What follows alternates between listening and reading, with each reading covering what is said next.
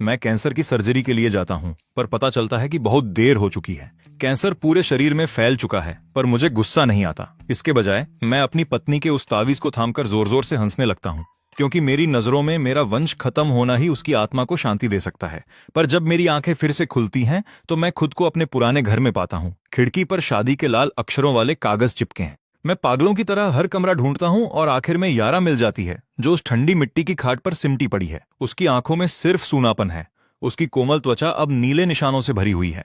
उस औरत को फिर से सामने देखकर, जो आधी उम्र से मेरे सपनों में आ रही थी, मेरी आंखें भर आती हैं। मैं आगे बढ़कर उसे अपनी बाहों में कसकर भींच लेता हूँ। मेरा सीना पछतावे और तड़प से भरा है, गला रुंध गया है और आखिरकार मैं फूट फूट कर रोने लगता हूँ। पिछले जन्म में मैंने जानबूझकर यारा को पानी में धक्का दिया था, ताकि गांव उसे बेहाल हालत में देखे। अपनी इज्जत बचाने के लिए उसके पास मुझसे शादी करने के अलावा कोई चारा नहीं था। पर शादी के बाद यारा को एक दिन भी सुख नसीब नहीं हुआ। वह मेरी हिंसा और जुल्म को सहती रही। आखिरकार यारा ने अपने छोटे बच्चे के साथ बांध में कूदकर जान दे दी। जब उसके भाई ने दोनों की लाशें बाहर निकाली, तब जाकर मेरी आंखें खुली। बाद के सालों में मैंने बेहिसाब दौलत कमाई, जिसे 10 जन्मों में भी खर्च नहीं किया जा सकता था। पर जिस औरत ने अपनी जान देकर मुझे जीना सिखाया, वह हमेशा के लिए चली गई थी। मैं नए जीवन की खुशी मना ही रहा था कि वह चिल्लाई, मुझसे दूर रहो, हाथ मत लगाओ। मेरी बाहों में यारा को ऐसे कांपते देख मुझे अचानक सब याद आ गया। ठीक एक दिन पहले मैंने यारा के उन पैसों को छीन लिया था जो उसने बच्ची के दलिये के लिए मांगे थे, और सारे पैसे शराब में उड़ा दिए थे। पुरानी यादें मुझे कचोटती हैं। मैं अपने चेहरे पर तब तक थप्पड़ मारता रहता हूं जब तक कि खून न निकल आए। यारा नफरत से मुस्कुराती है, क्योंकि वह ऐसे झूठे पछतावे कई बार देख चुकी है। हर बार जब मेरा नशा उतरता, मैं घुटनों पर बैठकर माफी मांगता था, पर 2 दिन के भीतर ही मेरे हाथ फिर उस पर उठ जाते। वह जिल्लत तो सह लेती, पर अपनी बच्ची को भूख से तड़पते नहीं देख सकती थी। बच्ची की कमजोर आवाज सुनकर यारा की सूनी आंखों में जान आती है। वह जल्दी से कपड़े पहनकर रोती हुई बच्ची को गोद में लेती हैं। हफ्तों की कमजोरी के कारण यारा का दूध सूख चुका है और बच्ची भूख से बिलख रही है। उस आवाज से मैं पूरी तरह होश में आता हूँ।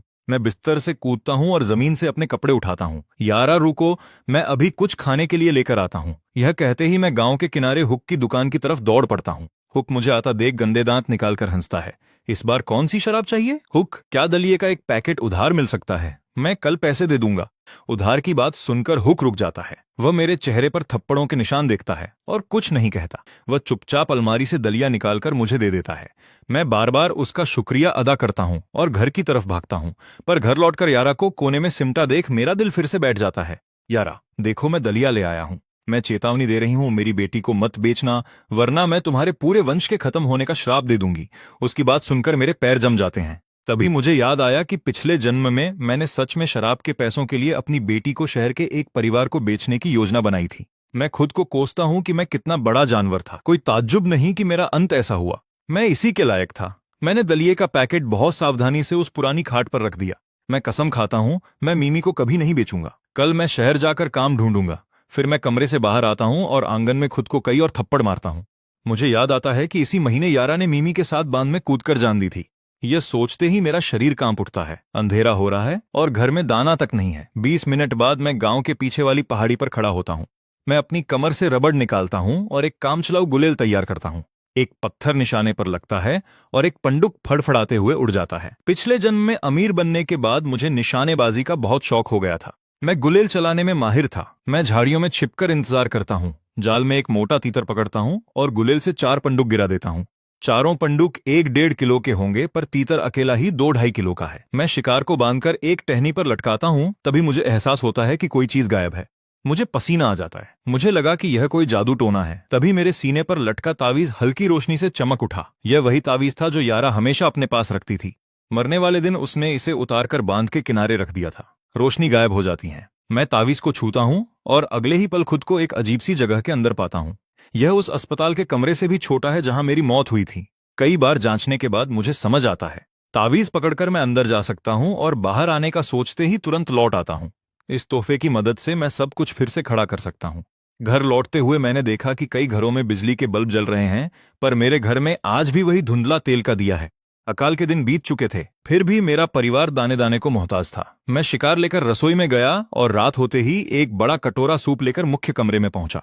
यारा, आओ खाना खा लो, मैंने सूप बनाया है, इससे तुम्हें ताकत मिलेगी। मेरे 3 बार बुलाने के बाद यारा धीरे से कमरे से बाहर आती है। वह मेज पर रखे सूप को देखती है, पर हिलती नहीं। वह बस वहीं खड़ी रहती है। उसकी आंखों में जमी हुई नफरत कम होने का नाम नहीं ले रही। अपनी पत्नी को उन फटे पुराने कपड़ों में देखकर मेरा दिल फिर से रो पड़ता है। इस गरीबी में भी उसकी खूबसूरती झलकती है, पर मुझ जैसे जानवर ने कभी उसकी कद्र नहीं की। उसे डरा हुआ देखकर मुझे समझ आ जाता है कि जब तक मैं इस कमरे में हूं वह खाने को हाथ भी नहीं लगाएगी। मैं रसोई में जाकर खाता हूं। मैं बाहर चला जाता हूं। यारा गोश्त और सूप से भरे उस कटोरे को टकटकी लगाकर देखती रहती है। क्या वह कोई सपना देख रही है, या फिर यह किसी बड़ी मुसीबत से पहले का आखिरी खाना है? पहले तो वह सारा खाना खुद खा जाता था और उसके लिए बर्तन धोने वाला गंदा पानी ही बचता था। इसलिए भूख से बेहाल होने के बावजूद वह खाने की हिम्मत नहीं जुटा पाती। फिर वह दरवाजे तक आती है और मुझे खिड़की के नीचे बैठकर सूप पीते हुए देखती है। क्या उसे अंदाजा हो गया कि मैं पहाड़ों पर शिकार करने गया था? यारा वापस कमरे में जाती है, कटोरा उठाती है और धीरे धीरे खाना शुरू करती है। जब वह खा लेती है तो मैं बर्तन धोने लगता हूं और वह हैरानी से मुझे देखती है। पुराना मैं एक निकम्मा आदमी था। शायद यह पहली बार था जब मैंने घर का कोई काम किया था। काम खत्म करके मैं बर्तन में गर्म पानी लेकर अंदर जाता हूं। यारा, इससे हाथ मुंह धो लो। मैं बर्तन नीचे रखता हूं और तुरंत बाहर निकल आता हूं। मैं दरवाजे पर पहरा देने लगता हूं। काफी देर बाद मुझे अंदर से पानी की आवाज आती है। मैं तारों भरे आसमान को देखता हूं और सोचता हूं कि कल पैसे कैसे कमाने हैं। घर के हालात जल्दी सुधारने होंगे। पतझड़ का मौसम आ चुका है। सर्दियों में तापमान 0 से नीचे चला जाएगा। यारा और मिमी को गर्म कपड़ों की जरूरत है। उनके बिना वे यह सर्दी नहीं झेल पाएंगी। पानी की आवाज रुकते ही मैं अंदर जाता हूं। मुझे अचानक देखकर यारा घबरा जाती है और पीछे हटती है। पीछे रहो। यह देखकर मैं खुद को कोसता हूं कि मैं कैसा इंसान था। मुझे पता है कि उसका डर रातों रात खत्म नहीं होगा। मैं अपनी आवाज नरम करता हूं। यारा, मैं सिर्फ बर्तन लेने आया था। मैं बर्तन उठाता हूं और बिना कुछ बोले बाहर निकल आता हूं। यारा कुछ नहीं कहती और जल्दी से कपड़े ठीक करती है। आंगन में मैं उसी गर्म पानी से खुद को साफ करता हूं। आखिरकार मैं उन पंडुकों को पकड़ने के लिए पूरी दोपहर झाड़ियों में जो पड़ा रहा था। साफ होने के बाद मैं दहलीज पर बैठकर पुरानी यादों में खो जाता हूं। मुझे याद आता है कि पिछले जन्म में कुछ बाहरी लोग पहाड़ों में जड़ी बूटियां ढूंढने आना चाहते थे। रास्ता भटकने के डर से उन्होंने मुझे गाइड के तौर पर काम पर रखा था। तब मुझे लगता था कि इन शहर वालों के पास फालतू का बहुत समय है। पर कुछ चक्करों के बाद मैंने चुपके से पहाड़ी जड़ी बूटियों को ढूंढने और काटने के सारे तरीके सीख लिए थे। अब मैं उसी हुनर से पैसे कमा सकता हूं। यह ख्याल आते ही मेरे अंदर एक जोश भर जाता है। मैं तुरंत उठ खड़ा होता हूं, एक मशाल तैयार करता हूं और अपने औजार उठा लेता हूं। मैं घर के अंदर आवाज देता हूं, यारा दरवाजा अंदर से बंद कर लो। मैं काम से बाहर जा रहा हूं। वह एक रात का सफर पूरी रात की पहाड़ी तलाश में बदल जाता है। मैं सुबह के 4 बजे तक घर नहीं लौट पाता। किस्मत ने मेरा साथ दिया। नीचे उतरते समय मुझे जंगली बिलाव की मांद मिली और मैंने वहां से बिलाव के कई बच्चे निकाल लिए जिनकी अभी आंखें भी नहीं खुली थीं। घर पहुंचकर मैं जल्दी से शिकार को साफ करता हूं। एक हिस्सा रसोई में रखकर मैं 2 बड़ी टोकरियों के साथ शहर की तरफ निकल जाता हूं। बाजार में भीड़ है और मैं एक अच्छी जगह देखकर गोश्त और खालें सजा देता हूं। एक आदमी कहता है, वाह भाई, यह तो असली पहाड़ी शिकार है। मैंने सोचा था कि अगर कुछ नहीं बिका तो मैं इसे पकाकर अपने भाइयों और बहन में बांट दूंगा, पर सामान रखते ही खरीदार आने लगे। एक बुजुर्ग जोड़ा मेरी धूप से झुलसी त्वचा देखकर समझ जाता है कि मैं सीधे पहाड़ों से आया हूं। कीमत सही थी, इसलिए वे तुरंत 2 बिलाव ले लेते हैं। इस जमाने में मांस खरीदने के लिए राशन कार्ड की जरूरत होती थी। सिर्फ ऐसा जंगली शिकार ही आजादी से बेचा जा सकता था। वह औरत अपने पोते के लिए इसे ले जा रही थी। जाने से पहले वह अपने पति से कहकर सारी खालें भी खरीद लेती हैं। वह कहती है कि वह बच्चों के लिए दस्ताने बनाएगी। इस तरह 2 घंटे के अंदर सब कुछ बिक गया। फिर मैं रात में इकट्ठा किया गया डेंड्रोबियम लेकर शहर की दवा की पुरानी दुकान पर जाता हूँ।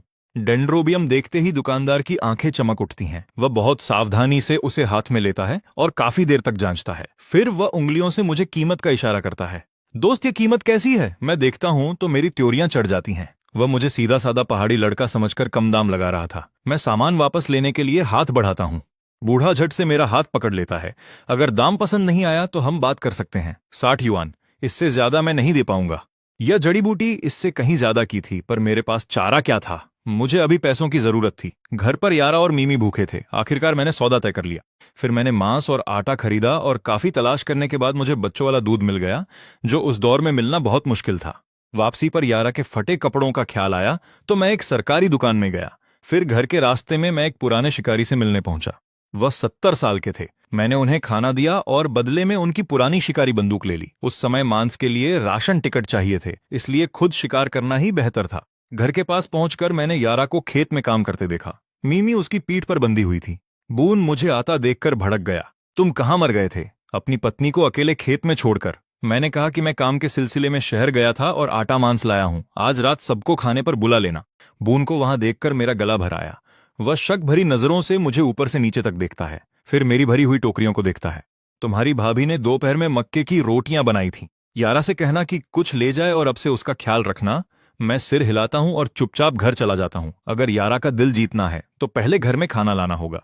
मैं रसोई में काम में जुट जाता हूं। शाम होते ही यारा मक्के की रोटियां लेकर घर लौटती है, पर आंगन में कदम रखते ही उसे मांस पकने की खुशबू आती है। वह सीधे रसोई की तरफ आती है और मुझे चूल्हे पर काम करते देखती है। यारा दिन भर काम करके बुरी तरह थक गई थी और भूख से उसका बुरा हाल था। वह रोटियां रखती है और बच्ची को सुलाने के लिए कमरे में जाती है, पर मेज पर दूध का डिब्बा देखकर यारा का खून खौल उठता है। वह रसोई में आकर मेरे चेहरे पर जोरदार थप्पड़ मारती है। क्या तुम फिर से मेरी मां से पैसे छीन कर लाए हो? तुम्हें शर्म नहीं आती? उसकी बात सुनकर मुझे याद आया कि मैंने सच में एक बार मां को चाकू दिखाकर पैसे मांगे थे। मैं जल्दी से मना करता हूं। नहीं, मैंने ये पैसे आज खुद कमाए हैं। जब मैं पैसे निकालने के लिए हाथ बढ़ाता हूं तो वह और गुस्सा होकर दोबारा थप्पड़ मारती है। मुझे समझ नहीं आता कि हंसूं या रोऊं। उसे रुकता न देख मैं अपनी कमर से 50 युआन निकालकर सामने रख देता हूं। यारा, यह मेरी आज की कमाई है, इसे रख लो। यारा नोटों को देखकर सुन्न पड़ जाती है। उसे चक्कर आने लगते हैं। मैं उसे थामने की कोशिश करता हूं, पर वह मेरा हाथ झटक देती है। उसे यकीन ही नहीं हो रहा कि जो आदमी कभी काम नहीं करता था वह एक दिन में इतने पैसे कैसे ला सकता है। उसे लगा मैंने कोई गलत काम किया है। वह इन पैसों का क्या करे? उसे यह सब नामुमकिन लग रहा था। यारा को यकीन न होता देख मैं हार मानने लगा। मैंने बताया कि कल रात मैं पहाड़ से जड़ी बूटी लाया था और मुझे बिलाव का बसेरा भी मिल गया था। उन सबके मुझे 60 युआन मिले। जड़ी बूटी का नाम सुनते ही यारा की आंखों में चमक आती है। लोग कहते हैं कि उत्तर में जिनसेंग और दक्षिण में डेंड्रोबियम का राज चलता है। यह बहुत कीमती है, पर गहरे जंगलों में मिलता है और अंधेरे में इसे ढूंढना बहुत ही मुश्किल काम है। पर उसे याद आता है कि सुबह कुएं के पास खून के धब्बे थे और पतीले में गोश्त भी पक रहा था। क्या उसने वाकई उसे गलत समझा? पर उसे इसकी पहचान कैसे हुई? यारा की नजरों के सामने मैं हाथ उठाकर कसम खाता हूं, मैंने कुछ गलत नहीं किया। अगर किया हो तो मेरा वंश यहीं खत्म हो जाए। उसे शांत देख मैं राहत की सांस लेता हूं।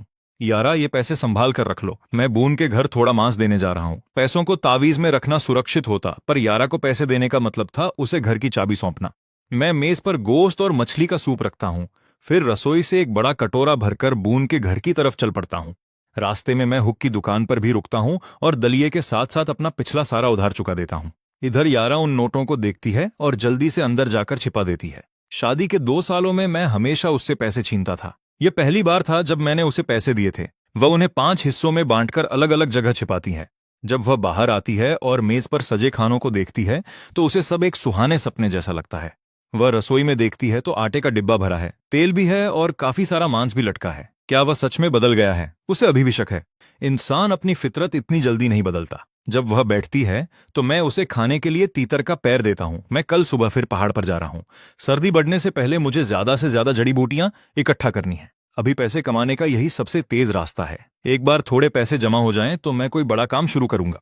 यारा रुकती है और सिर हिलाती है। वह जानती है कि ऐसी किस्मत हर बार साथ नहीं देती। यारा उसे टोकने ही वाली थी कि उसे कोई पक्की नौकरी ढूंढनी चाहिए जहां से रोज थोड़े पैसे आएं। पर यह सोचकर कि कम से कम वह जुआ और शराब तो नहीं खेल रहा, वह चुप रहती है।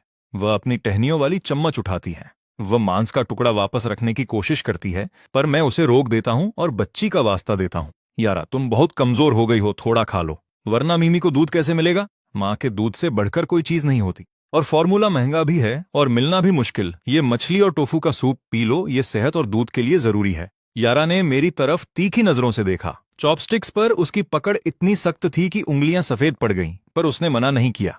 मैं एक दिन और एक पूरी रात से सोया नहीं हूं। थकान मेरी हड्डियों तक पहुंच गई है। घर की मुसीबत अब काबू में है। खाना खत्म करके मैं बस इतना कहता हूं, यारा मैं सोने जा रहा हूं। मैं अंदर वाले कमरे में जाता हूं और बिस्तर पर सिर रखते ही गहरी नींद में सो जाता हूं। जब तक यारा बर्तन धोकर कमरे में आती है, उसे जमीन पर मेरे कपड़े मिलते हैं। वो गुस्से में उन्हें उठाती है और चांद की रोशनी में धोने लगती है। काम खत्म करके वो थके हुए कदमों से बेडरूम में आती है और गलती से उसका पैर टोकरी से लग जाता है। वो उसे उठाती है तो अंदर औरतों के नए कपड़े और बच्चों के 3 जोड़ी कपड़े मिलते हैं। वो काफी देर तक वहीं खड़ी मुझे सोते हुए निहारती रहती है। ये आदमी, वो अब इसे बिल्कुल समझ नहीं पा रही थी। मैं घोड़े बेचकर सोता रहा, जबकि मिमी रात में 2 बार जागी थी। उसने एक बार भी मुझे जगाने की कोशिश नहीं की। सुबह जब मेरी आंख खुली तो मैंने देखा कि यारा मेरी तरफ पीठ करके लेटी है। उसने बस एक पुरानी और पतली सी बनियान पहनी थी और मैं उसे देखता रह गया। पिछली जिंदगी में यारा के मरने के बाद मैं कभी किसी और औरत के साथ नहीं रहा। मैंने हाथ बढ़ाकर उसे अपने करीब खींच लिया। ये सब एक सपने जैसा लग रहा है, बहुत ही अजीब। जैसे ही मैं उसे चूमने के लिए झुका, उसका शरीर अकड़ गया। वो मुझसे कोई रिश्ता नहीं रखना चाहती। मैंने अपने दिल की कड़वाहट को पी लिया और बिस्तर से उठ गया। मुझे अभी सब्र रखना होगा। मैंने सूखने के लिए डाले हुए अपने कपड़े उठाए। इस बात की परवाह किए बिना कि वो अभी भी गीले हैं। मैंने जल्दी से कपड़े पहने और दबे पांव टोकरी से सामान निकालकर मेज पर रख दिया। तभी यारा बिस्तर पर उठकर बैठ गई। उसके चेहरे पर कोई भाव नहीं था। उसने कहा, अगर तुम सच में बदलना चाहते हो तो कोई ढंग का काम ढूंढो। अगर तुम मेहनत करो तो महीने के 10 युआन से ज्यादा कमा सकते हो। हमारा गुजारा हो जाएगा। यारा को खुद बात करते देख मुझे अच्छा लगा। वो मेरे भविष्य के बारे में सोच रही थी, पर किस्मत ने मुझे दूसरा मौका दिया था। जब अर्थव्यवस्था खुलेगी तब मेरे पास शुरुआत के लिए काफी पैसे होने चाहिए। पिछली जिंदगी में यारा को खोने के बाद मैं एक आवारा कुत्ते की तरह भटकता रहा था। जब मुझे एक मददगार इंसान मिला तब जाकर मुझे सरकारी दुकान में सेल्समैन की नौकरी मिली। मेरी बातों ने लोगों का ध्यान खींचा और मैं मैनेजर बन गया। उसी वजह से मैं बड़े और रसूखदार लोगों के करीब पहुंच पाया। इस बार मैं अपने दम पर पहली दौलत कमाऊंगा और डेंड्रोबियम इकट्ठा करना इसका सबसे तेज तरीका है। सबसे बड़ी बात यह है कि मेरे पास पुरानी जिंदगी की यादें हैं। मुझे ठीक से पता है कि डेंड्रोबियम कहाँ उगता है। मैं इस मौके को कैसे गंवा सकता हूँ। बस परेशानी यह है कि यारा को कैसे समझाऊं कि मैं डेंड्रोबियम के लिए पहाड़ पर जाने की जिद क्यों कर रहा हूं। मुझे चुप देखकर यारा को लगा कि मैं अपनी जिद पर अड़ा हूं। उसने चादर ओढ़ी और फिर से लेट गई। उसने कहा, चूल्हे पर तुम्हारे लिए भुट्टे की रोटियां रखी हैं। यह सुनकर मेरी आंखें चमक उठीं और मैं अपनी मुस्कुराहट छिपा नहीं सका। मैं उसके पास गया और उसके गाल पर एक छोटा सा किस किया। यारा, मैंने कल ही बून से बात कर ली थी। तुम्हें आज उनकी मदद के लिए जाने की जरूरत नहीं है। जब मौका मिले तो रसोई से आधा मांस में कोदे आना। जब मैं उसके करीब आया तो वो डर गई थी। उसे लगा शायद मैं उसे मारूंगा, पर उसे अंदाजा भी नहीं था कि मैं क्या करूंगा। उसे मेरी बात समझ भी नहीं आई और इससे पहले कि वो कुछ कहती मैं मीमी को चूमकर घर से निकल चुका था। जब तक उसे होश आया मैं जा चुका था। उस धुंधले कमरे में बस वो और बिस्तर पर सोती मीमी थे। अभी सुबह ही थी, पर यारा करवटें बदलती रही और उसे दोबारा नींद नहीं आई। वो तब तक लेटी रही जब तक धूप तेज नहीं हो गई। तभी उसे दरवाजे पर दस्तक सुनाई दी। डेला, इतनी सुबह सब ठीक तो है ना? प्यारी बहन, मैंने तुम्हारी भाभी से सुना कि कल रात तुम लोगों ने मांस खाया था। डेला की नजरें सीधे रसोई की तरफ गईं। वो मुस्कुरा रही थी और जवाब का इंतजार भी नहीं किया। उसके पैर खुद ब खुद रसोई की तरफ चल पड़े, जैसे उनकी अपनी आंखें हों। हे भगवान, क्या उसने ये चोरी किया है? मांस का इतना बड़ा टुकड़ा, इसकी कीमत क्या होगी? यहाँ किसी ने पिछले आधे साल से मांस का एक टुकड़ा तक नहीं देखा है। बच्चे दिनों से रो रहे थे पर कोई इसे खरीद नहीं सकता था। उसने जैसे ही मांस से नजर हटाई, उसे दीवार पर आधा तीतर लटका दिखा और वो दंग रह गई। यारा मेरी जान, तुम्हें अपने पति पर कड़ी नजर रखनी चाहिए। ये जुआ उसे जेल पहुंचा सकता है। ये सुनकर यारा का चेहरा उतर गया। तुम ये क्या कह रही हो डेला? अगर वो कानून तोड़ेगा तो पुलिस देख लेगी। तुम्हें इसकी चिंता करने की जरूरत नहीं है। डेला ने कुछ कहना चाहा पर फिर चुप हो गई। उसने अपनी बात बदली और प्यार से बोली, अब गुस्सा मत हो प्यारी, मैं तो बस परिवार की तरह उसका भला चाहती हूँ। मेरा पति उसका अपना खून है और मेरा बच्चा दिनों से मांस के लिए रो रहा है। क्या तुम मुझे 5 पाउंड मांस दे सकती हो? मेरा पति बाद में पैसे दे देगा। 2 साल से पड़ोस में रहकर यारा डेला को अच्छे से समझ चुकी थी। उसे उसकी हर चाल का पता था। डेला के घर जो चीज एक बार गई वो कभी वापस नहीं आती और वो सीधा 5 पाउंड मांग रही थी। यारा की खुद फैसला लेने की हिम्मत नहीं थी और अगर होती भी तो वो इतना कभी नहीं देती। डेला, ये फैसला मैं नहीं ले सकती, उनके घर आने तक रुको। उसने रसोई के दरवाजे पर कुंडी लगा दी। डेला की मुस्कुराहट गायब हो गई। ठीक है, फिर जब वो आए तो उसे मांस मेरे घर भेजने को कह देना। मुड़ते ही उसके चेहरे से बनावटी मुस्कान उतर गई। उधर पहाड़ पर दोपहर होने वाली थी। अपनी पुरानी यादों के सहारे मैंने ढूंढना शुरू किया और आखिरकार मुझे जंगली डेंड्रोबियम मिल गया। जब तक मैंने उसकी जड़ें साफ की, दोपहर हो चुकी थी। ये कल वाले से कहीं बड़ा था। शाम होते होते मैंने उसे जमीन से निकाल लिया। जैसे ही मैं घर के लिए मुड़ा, मेरा सामना एक चित्तीदार हिरण से हुआ जो शायद डेंड्रोबियम खाने आया था। मैंने बिना सोचे अपनी राइफल निकाली जो मैंने कल ही ली थी। एक गोली चली और उसकी गूंज से पेड़ों पर बैठे सारे पक्षी उड़ गए। घर पर यारा ने खाना तैयार कर लिया था। उसने मीमी का दूध तैयार कर लिया था और मैं अब तक घर नहीं आया था। उसकी चिंता साफ दिख रही थी। डेंड्रोबियम रोज रोज नहीं मिलता, उन्हें कोई सही काम सीखना चाहिए। यारा भी सोच ही रही थी कि मैं चुपके से आंगन में आ गया। जब मैं टोकरी उतारने लगा तब यारा ने आवाज सुनी और मीमी को लेकर बाहर आई। उसने कहा, हाथ मुंह धो लो, खाना तैयार है। वो मीमी को लेकर अंदर चली गई। उसने टोकरी की तरफ देखकर कुछ नहीं कहा। अंदर मेज पर गर्मागर्म खाना देखकर मेरा दिल भर आया। मेरा मन किया कि पुरानी जिंदगी में जाकर खुद को खूब पीटूं। मैं इतना पत्थर दिल कैसे था कि ऐसी खूबसूरत और वफादार पत्नी की कद्र नहीं की। मैं मेज पर बैठ गया और ऐसे खाने लगा जैसे सदियों का भूखा हूं। यारा, मैं खाने के बाद ग्रेडी के घर जाऊंगा। हमें घर में बिजली लगवानी है। बिजली आने के बाद हर महीने बिल भी देना होगा। ये कहते हुए उसने मेरी तरफ ऐसे देखा जैसे उसे डर हो कि मैं गुस्से में मेज ना पलट दूं। मैंने तुरंत उसका डर भांप लिया। मैंने चॉपस्टिक्स रखी और दरवाजे से टोकरी लाकर उसके सामने रख दी। यारा, ये देखो मैं आज क्या लाया हूं। शहर की दुकान पर इसके अच्छे दाम मिलेंगे। यारा उस जंगली डेंड्रोबियम को देखती रही और फिर हैरानी से मेरी तरफ देखा। क्या ये सच में तुमने ही खोदा है? कसम से ये चोरी का नहीं है, पूरे दिन पहाड़ पर मेहनत की है तब मिला है। यारा ने मेरे चेहरे को देखा और फिर धीरे से सिर हिलाया। आज डेला आई थी, वो 5 पाउंड मांस मांग रही थी। यारा का चेहरा उतरा हुआ था, वो इस बात से खुश नहीं थी। मेरे बिना डेला ने उसे परेशान किया होगा। मैंने उसकी आंखों में देखकर कहा, ये घर तुम्हारा है, पैसे और खाने का फैसला तुम ही करोगी। अगर तुम नहीं देना चाहती तो हम नहीं देंगे। मेरी बात सुनकर यारा दंग रह गई। उसने बड़े ध्यान से इस बारे में सोचा, फिर धीरे से बोली, मैं नहीं देना चाहती। डेला कहने को उधार मांगती है पर कभी वापस नहीं करती। ऐसा पहली बार नहीं हुआ है। ये सुनकर मैं अपनी मुस्कुराहट नहीं रोक पाया और प्यार से उसकी नाक को छू लिया। मेरी मुस्कुराहट देखकर यारा ठिठक गई। वो मुझे देखती रही, फिर मीमी को उठाकर अंदर चली गई। मैंने खाना खाया, बर्तन धोए और थोड़ा सा मांस लेकर अंधेरे में निकल गया। ग्रेडी ने मुझे देखा तो चौंक गया।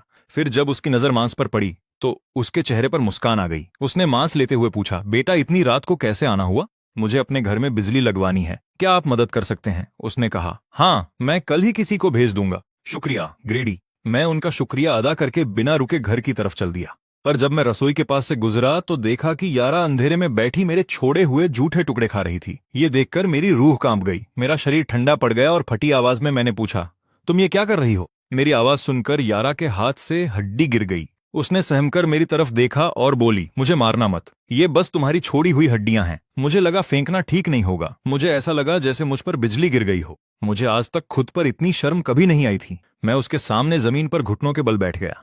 यारा चिल्लाई, तुम ये क्या कर रहे हो? वो हैरानी से मुझे देखती रही। तभी उसे अपने सीने पर कुछ गर्म और गीला महसूस हुआ। वो रो रहा था। उसके दिल की कोई गहरी गिरा जैसे खुद ब खुद खुल गई हो। ये देखना कितना दर्दनाक था कि उसकी अपनी पत्नी जूठन खाते वक्त भी डर से कांप रही थी। ये एहसास मेरे सीने में खंजर की तरह लगा। मैं उठा और यारा का चेहरा अपने हाथों में लेकर उसके आंसू पोंछ दिए और उसे प्यार किया। यारा, तुम कमरे में चलो, मैं खाना तैयार करके लाता हूं। तुम मेरी जिंदगी की सबसे बड़ी नेमत हो। यारा को मेरी बात समझ नहीं आई। वो ऐसे बाहर निकल गई जैसे उसने कोई भूत देख लिया हो। मैं रसोई के काम में जुट गया और जल्द ही गर्मा गर्म मांस तैयार हो गया। वो रूखा सूखा खाना जिसे निगलना भी मुश्किल था, वो उसके लिए भी तरसती थी। जब मैं अंदर गया तो यारा की पीठ मेरी तरफ थी। मेरे दिल में भावनाओं का सैलाब उमड़ पड़ा। मैंने पीछे से उसे अपनी बाहों में भर लिया। उस पल यारा को पहली बार किसी की बाहों में महफूज होने का एहसास हुआ। शादी की रात के बाद ये पहली बार था जब वो दोनों इस तरह सोए थे। रात की नजदीकियों को याद करके यारा का चेहरा शर्म से लाल हो गया। जैसे ही उसने पालने की तरफ देखा, उसका चेहरा सफेद पड़ गया। उसे एहसास हुआ कि उसने रात भर मीमी के रोने की आवाज नहीं सुनी। यारा को घबराया हुआ देखकर मैं फौरन बिस्तर से उठा और मीमी के पास पहुंचा। मीमी जाग चुकी थी और मुस्कुरा रही थी। अपनी बेटी को देखकर मेरा दिल पसीज गया। मैंने उसे गोद में उठाया और बिस्तर पर ले आया। मीमी को ठीक देखकर यारा की जान में जान आई। उसकी आंखों में आंसू भर आए और उसे खुद पर गुस्सा आया कि वो इतनी गहरी नींद में कैसे सो गई। इतने छोटे बच्चे के साथ वो बेखबर कैसे रह सकती थी। मैंने कहा, यारा तुम यहीं रुको, मैं नाश्ता बनाता हूं। यारा ने मीमी का डायपर चेक किया। वो ठीक से तो नहीं लगा था पर बिल्कुल साफ था। तो इसीलिए मीमी रात में नहीं रोई। इस आदमी ने रात में जागकर बच्ची का ख्याल रखा था। मीमी के पैदा होने के बाद ये पहली बार था। क्या ये सच में बदल गए हैं? क्या वो फिर से भरोसा कर सकती है? उधर मैं रसोई में मग्न था। जब तक यारा मीमी को लेकर बाहर आई सब तैयार था। टोफू, हरी सब्जियां, भुट्टे का दलिया और ताजी रोटियां। मैंने मीमी को गोद में ले लिया। यारा को मुझ पर यकीन नहीं था, पर जब उसने मुझे बच्ची के साथ जूझते देखा तो वो हंस पड़ी। वो तुम्हारी बेटी है, कोई शेर नहीं जो खा जाएगी। नाश्ते के वक्त ग्रेडी बिजली वाले के साथ आ गया। मैं बिना कमीज के मीमी को टहला रहा था। ग्रेडी ने मेरे हाथ पर दांतों के निशान देखे और मुस्कुराते हुए बोला, बेटा अभी तो नाश्ता भी खत्म नहीं हुआ। मुझे उम्मीद नहीं थी कि वो इतनी जल्दी आ जाएंगे। मैं उन्हें बाहर ले गया और बातें करने लगा। जब यारा अंदर गई तो मैंने उसे मीमी पकड़ाई और अपनी जेब से सिगरेट का पैकेट निकाला। ग्रेडी ने पैकेट देखकर हंसते हुए कहा, क्या बात है, तुम्हारी तो चांदी है, ये तो काफी महंगा पैकेट है। बिजली वाला भी मुस्कुराया और सिगरेट कान के पीछे लगाकर काम पर लग गया। ये उसके लिए फायदे का सौदा था। इतनी महंगी सिगरेट वो खुद कभी नहीं खरीदता। ये लोग काफी दरियादिल हैं। बिजली लगने के बाद मैं अंदर गया। अंदर जाते ही मेरे मुंह पर एक कमीज आकर गिरी। यारा ने डांटते हुए कहा, इसे अभी पहनो, ऐसे बिना कपड़ों के क्यों घूम रहे हो? मेरी पीठ पर खरोंचों के निशान थे जो रात को यारा ने बनाए थे। ग्रेडी और बिजली वाले ने देख लिए थे पर कुछ बोले नहीं। मुझे इस बात का अंदाजा भी नहीं था और मैं सुबह से ऐसे ही घूम रहा था। यारा शर्म के मारे जमीन में गड़ जाना चाहती थी। जब मैं पहाड़ पर चला गया तब जाकर उसने राहत की सांस ली। फिर उसने बिस्तर की चादरें धोने के लिए उठाई। उसने मीमी को आंगन में रखा और कपड़े धोने लगी। तभी वहां माया आई। उसके पास अंडों और मांस से भरी टोकरी थी। यारा ने अपनी मां को देखा और हाथ पहुंचकर खड़ी हो गई। उसने पूछा, मां आप यहां कैसे? मैं अंदर गई और अपनी बेटी को गौर से देखने लगी। यारा के घिसे पिटे और ढीले ढाले कपड़े देखकर उसकी माँ की आंखें भर आईं। उसने जल्दी से अपने आंसू पोंछे और छोटे से बिस्तर से मिमी को गोद में उठा लिया। हम बस घर का काम खत्म करके फ्री हुए थे तो सोचा तुम्हारा हाल चाल ले लूं। उसकी नजरें धीरे धीरे मिट्टी की बनी उस जर्जर 3 कमरों की झोपड़ी पर घूमने लगी। इस शादी के लिए हाँ कहने का पछतावा उसे हर दिन कचोटता है। उसने अपनी बेटी की जिंदगी बर्बाद कर दी है। यारा, मैं सोच रही थी कि अगर उसके साथ निबाह मुमकिन नहीं है तो उसे छोड़ दे। तू अभी जवान है, पूरी जिंदगी तेरे सामने है। तू अपनी बाकी उम्र उस जैसे आदमी के चक्कर में बर्बाद नहीं कर सकती। यारा अपनी माँ की बात सुनती है और कुछ पल के लिए खामोश हो जाती है। वो स्टूल पर बैठ जाती है और काफी देर तक कुछ नहीं कहती। जिस दिन उस आदमी ने बच्चे के लिए चावल का दलिया खरीदने के लिए घरवालों से उधार लिए पैसे शराब पर उड़ा दिए थे, उस दिन यारा को सिर्फ और सिर्फ बेबसी महसूस हुई थी। उसके साथ रहना ऐसा लग रहा था जैसे आगे बढ़ने का कोई रास्ता ही न बचा हो। सब कुछ खत्म करने के ख्याल उसके मन में आने लगे थे। उसका मन किया कि मिमी को ले और तालाब में छलांग लगा दे, लेकिन जब उसका नशा उतरा तो उसने शर्म के मारे अपने चेहरे पर कई तमाचे मारे और फिर हड़बड़ी में बच्चे के लिए दलिया लेने बाहर भाग गया। पिछले कुछ दिनों से वो बिल्कुल बदला हुआ इंसान लग रहा है। वो अब फालतू काम के लिए बाहर नहीं घूम रहा है, न शराब न जुआ। मैं अपनी बेटी को खामोशी से जमीन ताकते हुए देखती है और सोचती है कि वो मिमी को अकेले पालने की चिंता कर रही है। अगर तू बच्चे को अपने साथ ले जाना चाहती है तो मैं उसे पालने में तेरी मदद करूंगी। वो थोड़ी देर रुकती है। हालांकि अगर तू बच्चे के साथ घर पर रहेगी तो दोबारा शादी करना मुश्किल होगा। आज के दौर में तलाक के बारे में कोई सोचता तक नहीं। चाहे हालात कितने भी मुश्किल क्यों न हो, एक औरत को पत्थर का दिल करके जीना ही पड़ता है। अपनी माँ को तलाक के बाद दूसरी शादी तक की बातें सोचते देख यारा मिमी को उनकी गोद से ले लेती हैं। माँ, मैं अभी तलाक के बारे में नहीं सोच रही हूँ। ऐसा लगता है कि वो सच में खुद को सुधार रहा है। वो मिमी के नए कपड़ों की सिलवटें ठीक करती है। उसने पैसे कमाकर ये इसके लिए खरीदे हैं। उसने मेरे लिए भी एक जोड़ा खरीदा है, पर मैंने अभी पहना नहीं है। मैं अपनी बेटी के मासूम चेहरे को देखती है और उसे वहां ऐसी रौनक दिखती है जो बहुत समय से गायब थी। उसकी आंखों में फिर से चमक आ गई है और मैं वहीं हैरान खड़ी रह जाती हैं। अभी कल ही उसने पड़ोसियों को कहते सुना था कि उस आदमी पर अब भी बाहर किसी का 51 का कर्ज है। ये बहुत बड़ी रकम है और उसने कभी कोई ढंग का काम भी नहीं किया। वो उसे भला चुकाएगा कैसे? यही वजह थी कि वो आज सुबह सबसे पहले यहां आई थी।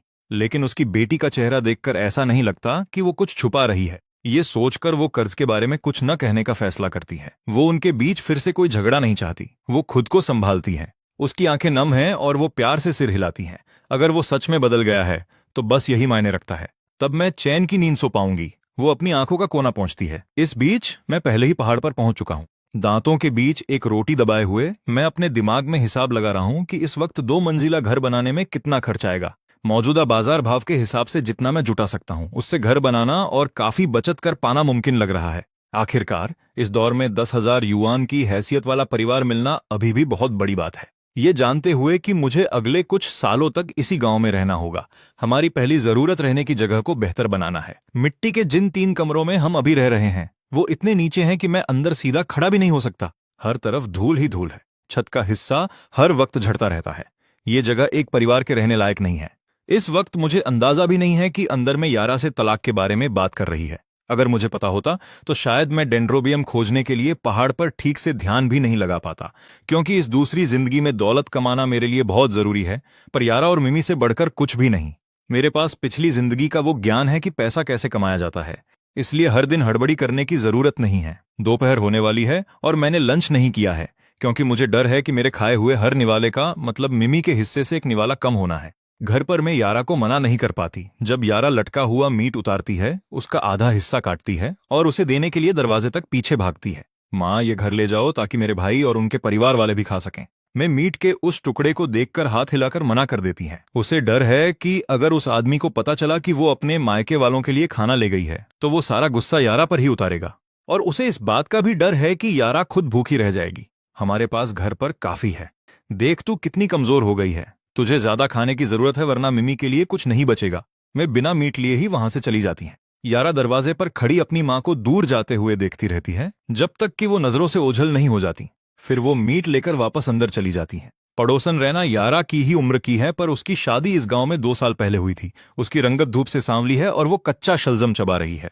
लड़की तो पूरे दिन अंदर ही कैद रहती है। बाहर लोग न जाने क्या क्या बातें कर रहे हैं। तेरी भाभी डेला को कल रात उसके पति ने बहुत पीटा। पूरे मोहल्ले को उसकी चीखें सुनाई दे रही थी। यारा रसोई से बाहर आती है और आंगन में एक स्टूल पर बैठ जाती है और बिना मन के छोटा सा जवाब देती है। ये देखकर कि यारा बात करने के मूड में नहीं है, रैना एक स्टूल खींचती है और हाथ धोने के बर्तन के पास उसके सामने बैठ जाती है और झुककर फुसफुसाती है। हर तरफ ये खबर फैल रही है कि डेला का बेटा असल में तेरे देवर का नहीं है। यारा के हाथ रुक जाते हैं। वो रैना की तरफ देखती है। लोग कह रहे हैं कि वो बून का है। रैना शलजम का आखिरी टुकड़ा जेब में डालती है और बाकी बात यारा के कान में कहती है। यारा सन्न रह जाती है। उसे अपने कानों पर यकीन नहीं होता। उसने हमेशा बून की इज्जत की थी, हमेशा उसे एक ईमानदार और नेक इंसान समझा था, एक सच्चे बड़े भाई जैसा। पर यह सब सुनकर उसे बहुत बुरा लगता है। ये सब कैसे हो सकता है? अच्छा, अब मुझे घर जाकर अपने पति के लिए खाना बनाना है, बाकी बातें फिर कभी करेंगे। रैना यारा की हैरानी देखकर खुश लगती है और जाने से पहले उसकी पीठ थपथपाती है। उस शाम मैं बहुत देर से घर लौटता हूँ। इस बार मुझे दूर सड़क से ही बिजली की रोशनी की चमक दिखाई देती है और मुझे बहुत अच्छा महसूस होता है। बिजली की रोशनी वाकई तेल के दियों से कहीं ज्यादा चमकदार होती है। यारा मुझे देखती है और जल्दी से वो खाना ले आती है जिसे वो गर्म रख रही थी, और कुछ मैदे की रोटियां भी। वो सहज होकर पूछती है, आज इतनी देर कैसे हो गई? वो मेरे कपड़ों पर मिट्टी देखती है, खाना मेज पर रखती है और मेरे कपड़ों से कीचड़ झाड़ने लगती है। मैं उसे जल्दी से रोकता हूँ, मुख्य कमरे का दरवाजा बंद करता हूँ और टोकरी में घास के नीचे से कुछ निकालता हूँ, जिसे मैं सावधानी से मेज पर रखता हूँ। मुझे डेंड्रोबियम तो मिला ही, और रास्ते में मुझे एक ऐसी चीज मिली जिसकी उम्मीद नहीं थी। मैं उसे ये नहीं बताता कि वहां पहुंचने के लिए मैं पहाड़ से कैसे फिसला और कितनी मुश्किल से ऊपर चढ़ा, इसलिए मुझे इतनी देर हुई। ये चीज डेंड्रोबियम से कम नहीं है, इसकी कीमत ग्राम के हिसाब से लगती है। किस्मत से एक छोटा सा खजाना मिल गया है। मैं सोच रहा हूं कि आज रात यारा के साथ वक्त बिताऊंगा और कल पहाड़ पर वापस जाने से पहले इसे बेच दूंगा। यारा मेज पर रखी उस अदरक जैसी दिखने वाली गहरी भूरी चीज को देखती है। उसने ऐसी ही कोई चीज किसी किताब में देखी थी। वो हिचकिचाते हुए पूछती है, क्या ये जंगली जड़ी बूटी फॉक्स टी है? उसकी आवाज में हैरानी है। मुझे उम्मीद नहीं थी कि मेरी पत्नी को पता होगा कि ये क्या है। गांव में ज्यादातर लोगों को अंदाजा भी नहीं है कि ये कितनी कीमती है। अगर उन्हें पता होता तो पहाड़ों से ये सब बहुत पहले ही खत्म हो गया होता। डेंड्रोबियम और जंगली फॉक्स टी की जड़ें अगले 1 दशक या उससे भी ज्यादा समय तक कीमती रहेंगी। बाद में जब खेती की तकनीक बेहतर होगी तो इन्हें उगाया जा सकेगा और ये बाजार में आम हो जाएंगी और कोई इनके बारे में दोबारा नहीं सोचेगा। फिर भी असली जंगली जड़ी बूटियों की कीमतें आसमान छूती रहेंगी, क्योंकि कुदरती तौर पर उगने वाली चीजें फिर कभी नहीं मिलेंगी।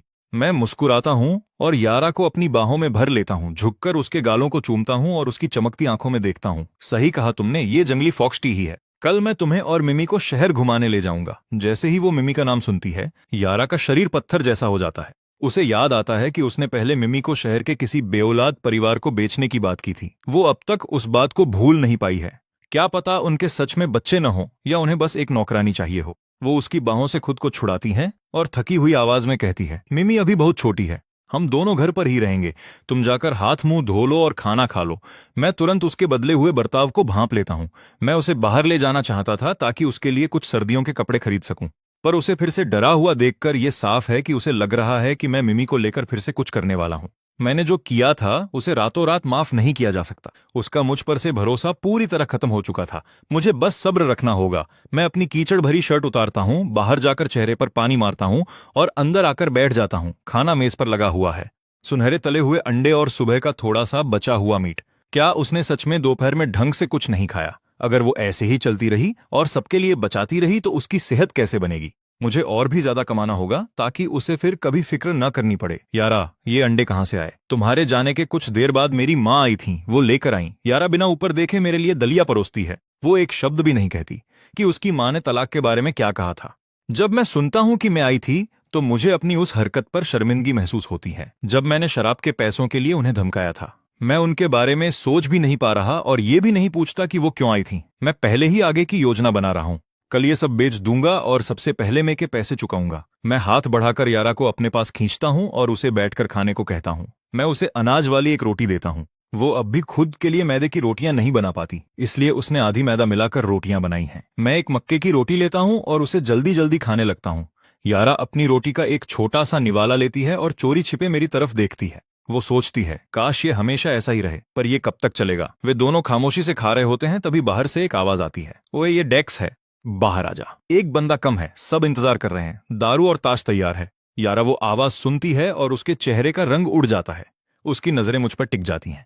उसे डर है कि मैं फिर वही करूंगा जो हमेशा करता आया हूं, उस दरवाजे से बाहर जाना और सुबह तक वापस ना आना। मैं एक पल के लिए ठिठकता हूं, फिर मुझे सब समझ आ जाता है। मैं अच्छी तरह जानता हूं कि वो कौन है। मैं अपने चॉपस्टिक्स नीचे रख देता हूं। यारा के पीले पड़े चेहरे को देखकर मैं खड़ा होता हूँ और उसे गले लगा लेता हूँ। वो मुझे खुद को पकड़ने देती हैं। उसकी उंगलियां मेरी बनियान को जोर से जकड़ लेती हैं। उसके होंठ कांप रहे हैं। तुम फिर से शराब पीने और जुआ खेलने जा रहे हो, है ना? जैसे ही मैं ये सुनता हूँ मुझे सब समझ आ जाता है। वो बहुत डरी हुई है कि मैं फिर से अपनी पुरानी आदतों पर उतर आया हूँ।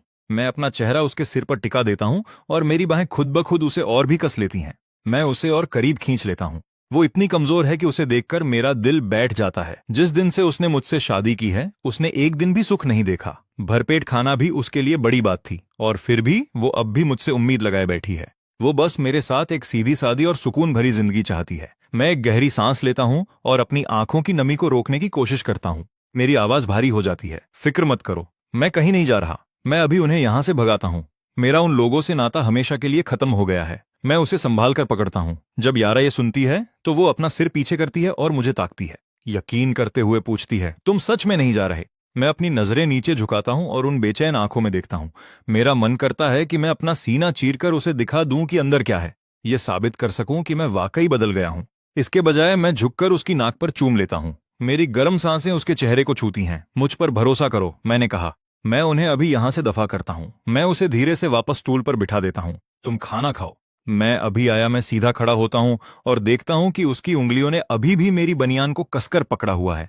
अगर बाहर खड़े वो 3 लोग इतने बुरे न होते तो मैं उसे साथ ले जाता ताकि वो खुद मुझे उन्हें मना करते हुए देख सके और उसे यकीन हो जाए। इसके बजाय मैं झुककर एक बार फिर उसके बालों को चूमता हूं। मैं उसे बस इतना ही दिलासा दे सकता हूं। मेरा खुरदरा हाथ उसकी पतली पीठ सहलाता है और धीरे धीरे उसकी पकड़ ढीली हो जाती है। मैं सीधा होकर कमरे से बाहर निकलता हूं, आंगन पार करता हूं और लकड़ी का फाटक खोल देता हूं। बाहर खड़े वो लड़के मुझे देखते हैं और डेक्स, जिसके चेहरे पर वही चालाकी भरी मुस्कान है, तुरंत बकवास शुरू कर देता है। अरे बड़े सी, ये तो गलत बात है। तुम्हारी बीवी अभी अभी ठीक हुई है और तुम बाहर भी नहीं निकल सकते। कई दिन हो गए भाई, तुम एक बार भी पीने नहीं आए। कितनी गंदी जुबान है इसकी। मेरे तेवर सख्त और ठंडे हो जाते हैं। जरा संभल के मैं गुर्राता हूं। अपने मुंह से निकलने वाली गंदगी को साफ कर ले, वरना मैं खुद उसे हमेशा के लिए बंद कर दूंगा। बाकी दोनों पहले तो मुस्कुरा रहे थे, पर मेरा चेहरा देखकर उनकी हंसी गायब हो गई। वे मामला सुलझाने की कोशिश करने लगे। अरे बड़े सी, तुम्हें तो पता है डेक्स की जुबान कितनी गंदी है। उसकी बातों का बुरा मत मानो। चलो चलकर एक एक पैग मारते हैं। उनमें से एक मेरे कंधे की तरफ हाथ बढ़ाता है।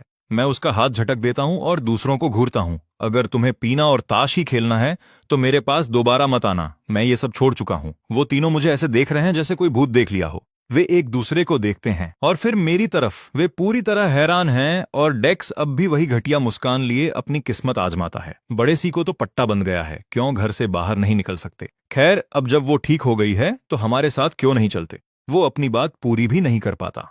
मेरी लात सीधे उसकी छाती पर पड़ती है और वो पीठ के बल जमीन पर जा गिरता है। मैं 2 कदम में उसके पास पहुंचता हूं और अपना पैर उसकी टांगों के बीच रख देता हूं। मैं झुकता हूं और ठंडी नजरों से उसे घूरता हूं।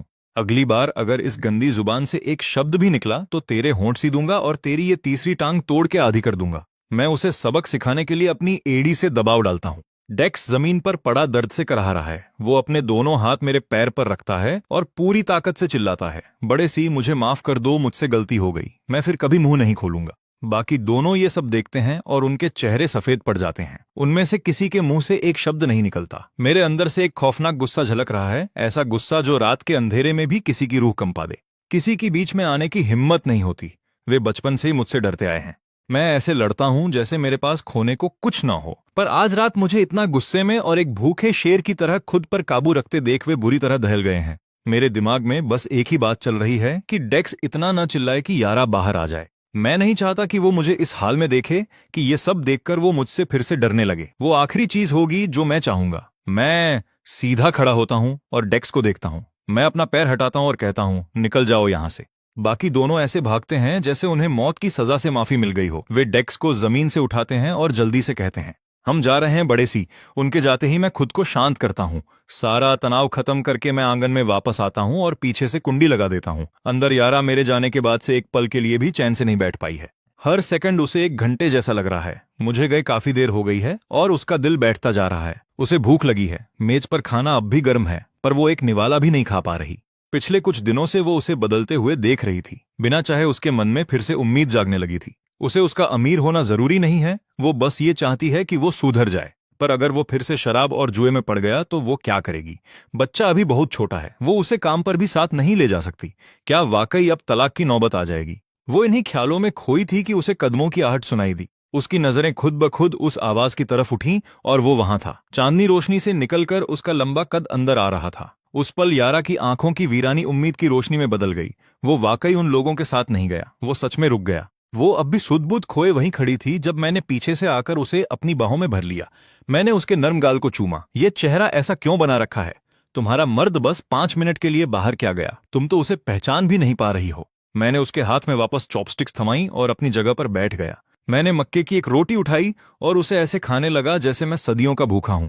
यारा अभी भी पुरानी बातों में उलझी थी और बिना सोचे पूछ बैठी, क्या तुमने सच में उनसे नाता तोड़ लिया है? हमेशा के लिए? मैंने उसे छोटा सा सलाम किया। जी हुजूर, पूरी तरह खत्म, वे मेरी जिंदगी से बाहर हैं। यारा ने आखिरकार सिर हिलाया और सावधानी से खाना शुरू किया। खाते हुए वो चोरी छिपे मुझे देख रही थी। मैं जल्दी जल्दी खा रहा था पर उसमें कोई फूहड़पन नहीं था। मेरे सुडौल चेहरे के साथ मुझे ऐसे खाते देखना उसे अच्छा लग रहा था। जब उसने मुझसे शादी की थी तो वो सिर्फ इसलिए नहीं थी कि मैंने उसकी जान बचाई थी। इसकी एक वजह यह भी थी कि वो बहुत सुंदर था। वो मेरे रूप पर फिदा हो गई थी और फिर उसके भाई के लिए किया गया वो समझौता, और बस ऐसे ही उसकी शादी एक ऐसे आदमी से हो गई जिसके पास एक खूबसूरत चेहरे के अलावा और कुछ नहीं था। मैंने यारा को ख्यालों में खोए हुए देख लिया।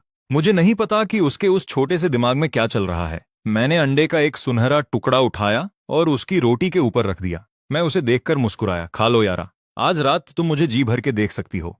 उस बेशर्मी भरी बात ने उसे ख्यालों से बाहर ला दिया। उसने मेरे चेहरे के उस शरारती हाव भाव को देखा और मुझे घूरकर चुप करा दिया। फिर अपना सिर झुका लिया। उसका चेहरा शर्म से लाल हो गया और वो अपना पूरा ध्यान खाने में लगाने लगी। पेट भरने के बाद मैं अपनी जगह से नहीं हिला। मैं उस चरचराते हुए छोटे स्टूल पर टिका उसे बस देखता रहा, और जितना ज्यादा मैंने उसे देखा उतना ही वो मुझे और अच्छी लगने लगी। वक्त मुश्किल है, खाना कम है, चेहरे पर कोई साजो श्रृंगार नहीं है, फिर भी उसकी त्वचा चमक रही है। वो किसी भी ऐसी अभिनेत्री से ज्यादा खूबसूरत है जो अपने चेहरे पर सुइयां लगवाती हैं। मैंने चॉपस्टिक्स पकड़े हुए उसके हाथ के पोरों को देखा और मैंने अपना हाथ बढ़ाकर उसकी पतली कलाई थाम ली और नजदीक से देखने के लिए उसे अपनी ओर खींचा। मैंने बाहर सूख रही चादरों के बारे में सोचा और मन बना लिया। कल जो कुछ भी मेरे पास है उसे बेचने के बाद मैं चोर बाजार के डीलर से वॉशिंग मशीन का कूपन ले लूंगा। यहाँ के ज्यादातर लोगों को तो ये भी नहीं पता कि वॉशिंग मशीन क्या होती है। उस पर पैसे खर्च करना तो दूर की बात है, लेकिन वॉशिंग मशीन आने के बाद यारा को सब कुछ हाथों से रगड़कर नहीं धोना पड़ेगा। यारा ने अपना हाथ पीछे खींच लिया। उसे ऐसे घूरते देख वो घबरा गई थी। अगर तुम्हारा खाना हो गया हो तो जाकर पानी गर्म कर लो, हाथ मुंह धो लो, तुम पर हर तरफ कीचड़ लगा है। मैं उठा और रसोई की ओर जाने से पहले उसके गाल पर एक प्यारा सा चुंबन लिया। मेरे जाने के बाद यारा ने अपनी चॉपस्टिक्स नीचे रख दी और अपने गर्म गाल पर हाथ रखा। कल रात से ही वो उस पर कुछ ज्यादा ही प्यार लुटा रहा था। उसे बाहों में भरना, जब मन चाहा उसे चूम लेना, और जब भी वो करीब आता उसे उसके शरीर से एक ताजा और सौंधी सी खुशबू आती जिससे उसका दिल जोर जोर से धड़कने लगता। उसे समझ ही नहीं आ रहा था कि वो क्या सोचे। रात के खाने के बाद मैंने यारा का हाथ पकड़ा और कहा कि हम खाना पचाने के लिए थोड़ा टहलने जा रहे हैं। वापस आते समय मैं सीधा घर नहीं गया, मैं उसे दूसरे रास्ते पर ले गया। पशुओं के बाड़े के पास मिट्टी की ईंटों का एक जर्जर घर था जिसके बाहर पत्थरों से बना एक कच्चा चूल्हा रखा था।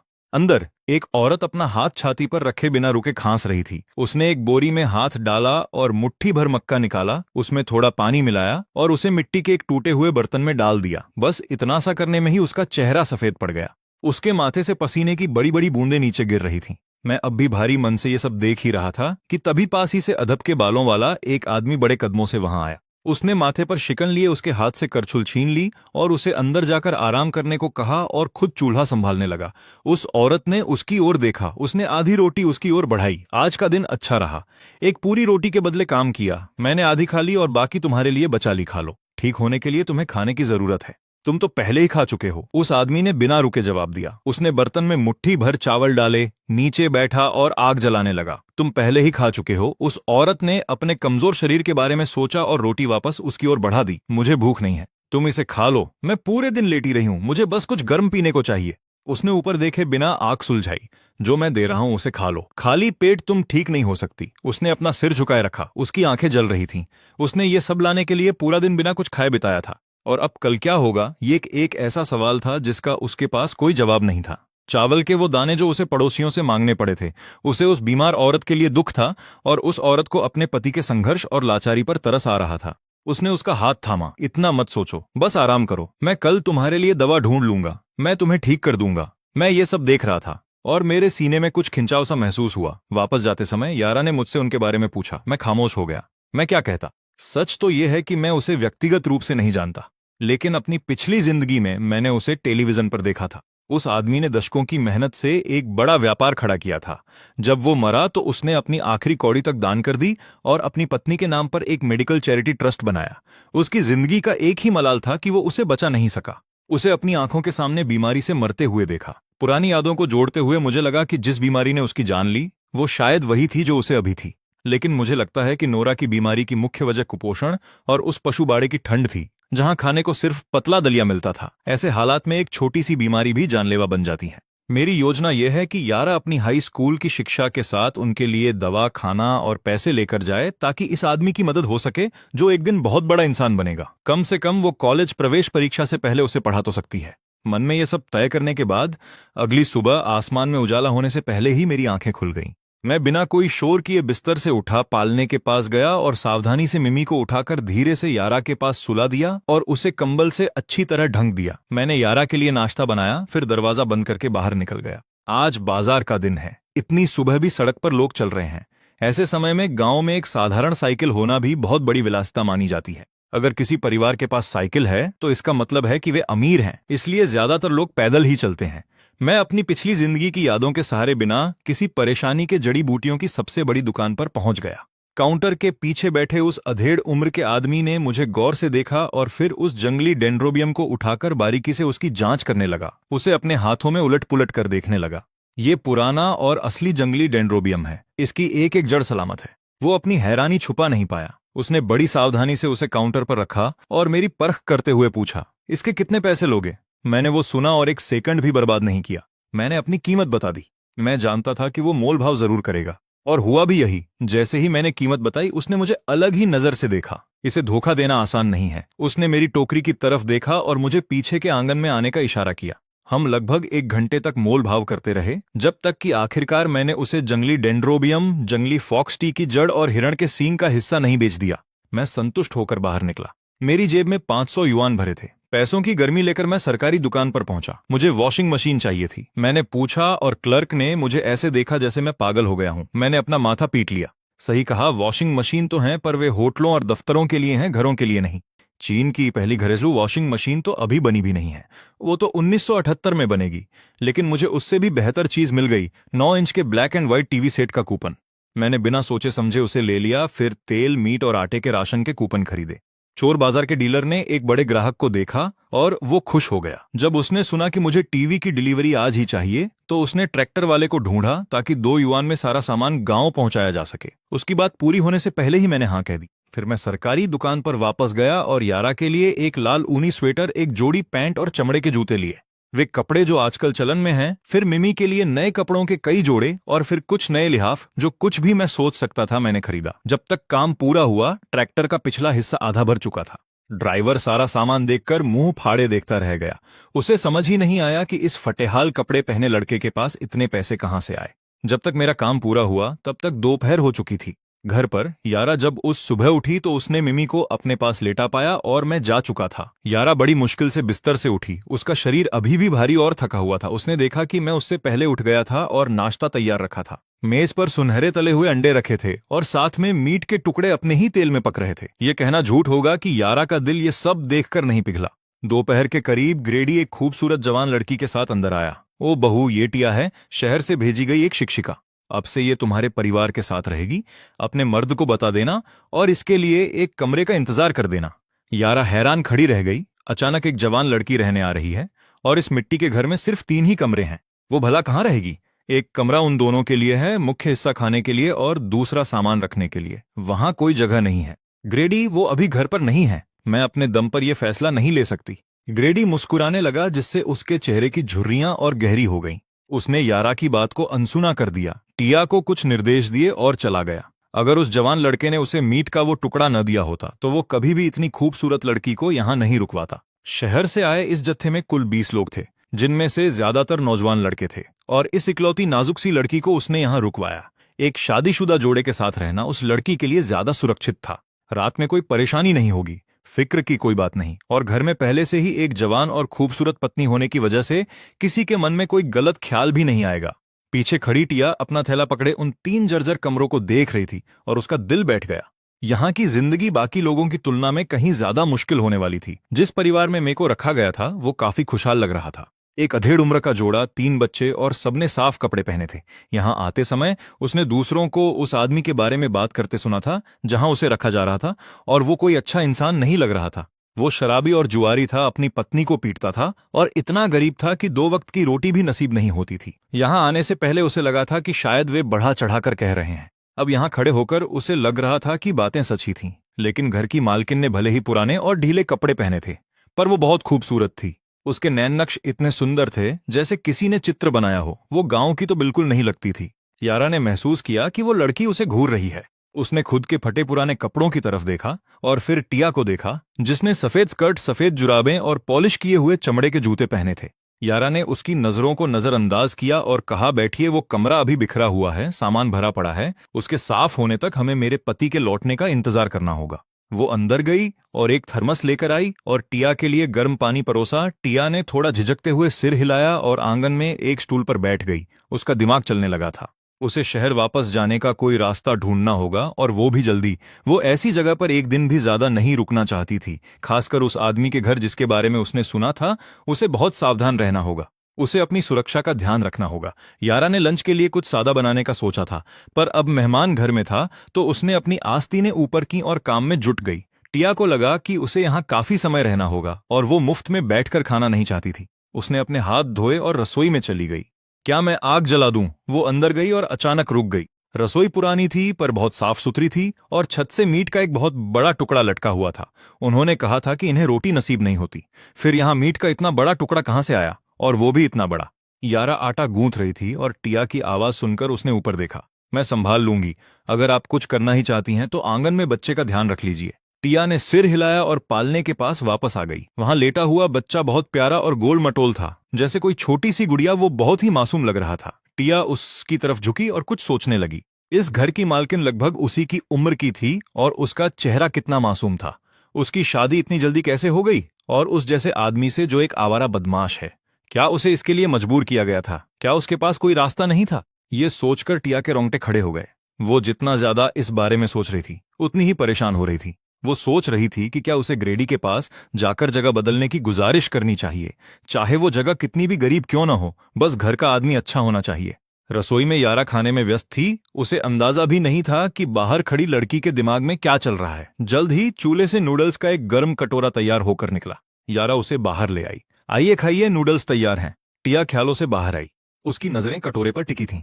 तरी के ऊपर तेल की एक परत तैर रही थी। वो ठिठकी, फिर जल्दी से बोली, मैं टिया हूं, बस टिया कहिए। यारा ने बस सिर हिलाया और बात खत्म की। शाम के करीब 4 बजे गांव में एक ट्रैक्टर की आवाज गूंजी और वो हमारे फाटक के ठीक सामने आकर रुका, जहां मैंने ड्राइवर को आने को कहा था। यारा आंगन में मक्का छील रही थी जब उसने बाहर शोर सुना और तुरंत काम छोड़ दिया।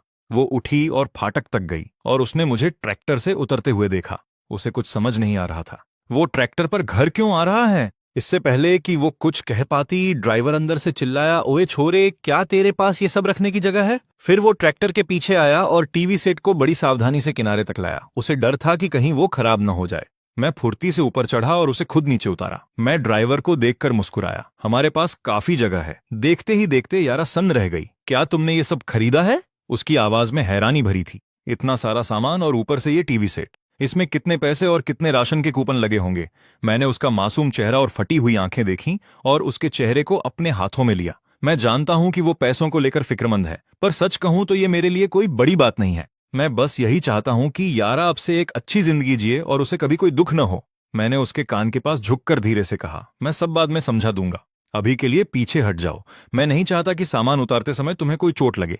यारा ने वही किया जो मैंने कहा। वो एक तरफ खड़ी हो गई और ट्रैक्टर से एक एक करके उतरते सामान के ढेर को देखती रही। उसे बहुत पछतावा हुआ। अगर उसे पता होता तो वो मिमी को लेकर मेरे साथ आती।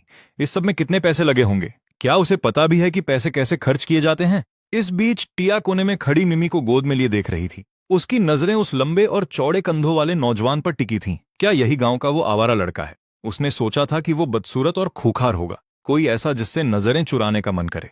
उसने कभी नहीं सोचा था कि उसका चेहरा इतना प्रभावशाली और सुंदर होगा। उसने अपनी पूरी जिंदगी में इतना खूबसूरत मर्द कभी नहीं देखा था।